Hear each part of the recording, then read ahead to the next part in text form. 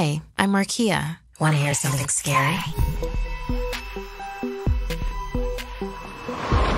Murder by the Manananggal. Gabriel didn't like having to leave his heavily pregnant wife and son when he traveled for work to Manila. But not only did he have to pay the bills, but he had to pay off the huge gambling debt he'd accumulated over the years. His family knew nothing about his secret addiction or the amount of money he owed, and now there would soon be another mouth to feed. He needed to take any work offered to help pay it off. This particular construction job had come without warning, and he had had little time to figure out a sitter. Luckily, he'd found a woman named Ning through an online posting. She said she could look after Josh, and she could also stop by to do the chores. Despite not knowing a thing about her, she reminded him of his grandmother, and he was desperate. She'd appeared at the perfect time.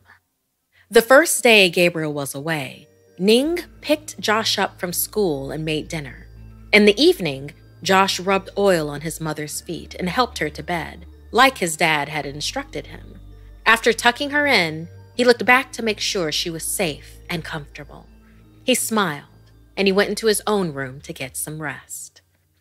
Around midnight, Josh was awakened by strange noises coming from his mother's room. He leapt up from his bed to rush to her aid. He swung the door open and was greeted by a terrifying vision. Peering down at his mother from the ceiling was a horrific-looking creature. Its lower torso seemed to be missing, entrails flapping from where the stomach ended. Sure enough, with a quick dart of his eyes, Josh confirmed the lower half of the body stood in the corner of the room, macabrely awaiting reattachment. Huge leathery bat wings kept it afloat, and an enormous elongated tongue protruded from its maw. When it looked at Josh, he had a glimmer of recognition. This thing was Ning, the mysterious sitter. "Mom!" She heard him and begged for help, and he knew he had to do something before the monster destroyed his mother and unborn sibling. She was weeping and praying for her baby, but seemed unable to move. "She's a Manananggal. Josh, you must kill her and save your sibling." Josh felt the room sway as he fought to stay conscious, terror washing over him. Manananggal is a creature that during daylight looks like a normal human, but when on the hunt, separates from its lower body and grows wings. This allows it to fly and maneuver easily towards its prey. The 4-feet-long proboscis-like tongue was designed with one sole purpose: to suck the blood of pregnant mothers and to suck up the fetus.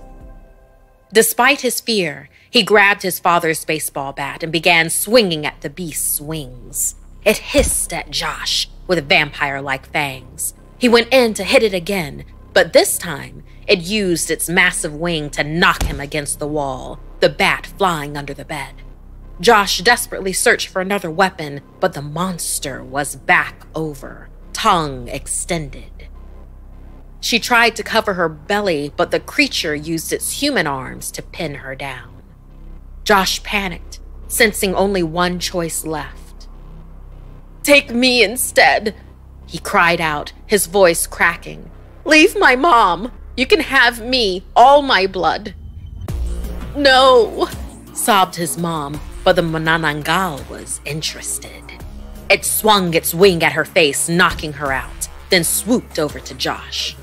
Despite his terror, he felt noble, knowing his father would have been proud that he'd sacrificed himself for his mama and the baby.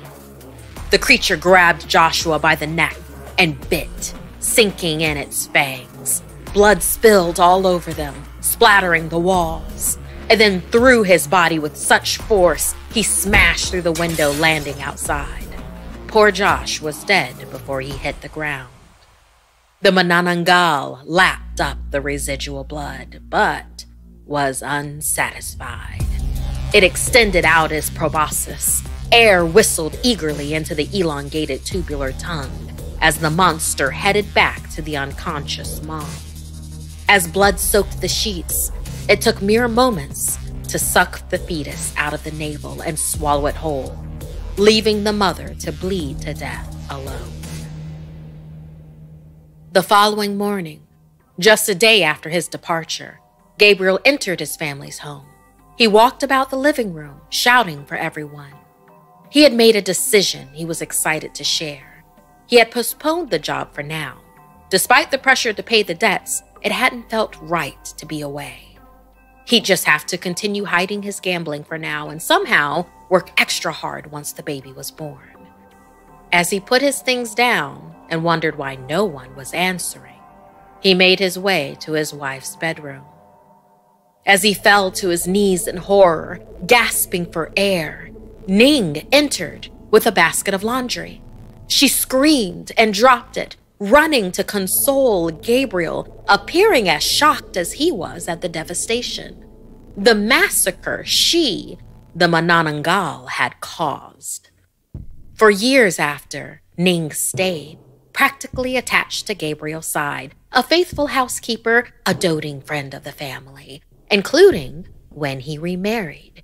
And when the happy couple announced they were expecting twins, well, you can imagine Ning's delight.